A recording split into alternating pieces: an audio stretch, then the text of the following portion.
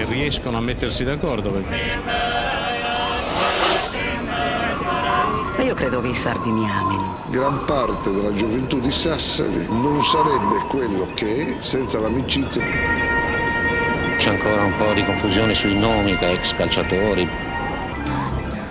Noi siamo gente sarda, gente tranquilla. Gli hanno portato i 400 milioni, di procurare gli altri 600.